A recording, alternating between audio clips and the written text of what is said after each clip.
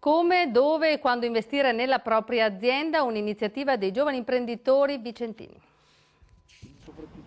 L'Italia arranca, l'economia non dà segnali di ripresa. Che fare per non perdere le proprie aziende, per non essere inghiottiti dalla crisi? Se lo chiedono i giovani imprenditori di Vicenza, che per questo hanno scelto di visitare il luogo dove da anni si cerca di intuire ciò che potrebbe servire in futuro. Un incubatore tecnologico nella campagna di Roncade, nel Trevigiano. Vogliamo cercare di capire quali saranno i trend del lavoro per il futuro sia del nostro territorio che in generale dell'industria. H-Farm rappresenta, secondo noi, un esempio di eccellenza. H-Farm è un venture incubator, in pratica una piattaforma che permette ai ragazzi di lanciare delle start-up e può finanziare gli investimenti e dà loro la possibilità chiaramente di avere supporti per la crescita. L'ultimo esempio di prodotto lanciato da H-Farm si chiama Garage ed è un negozio virtuale. È un'applicazione per iPhone che serve per comprare e vendere le proprie cose in maniera sociale, attraverso i propri amici.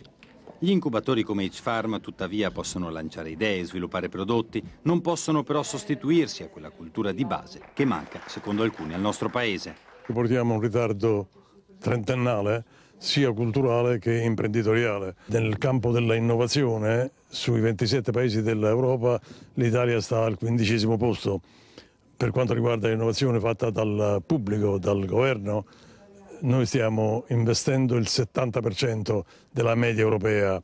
Gli investimenti privati in ricerca e sviluppo sono molto più bassi, sono il 57%.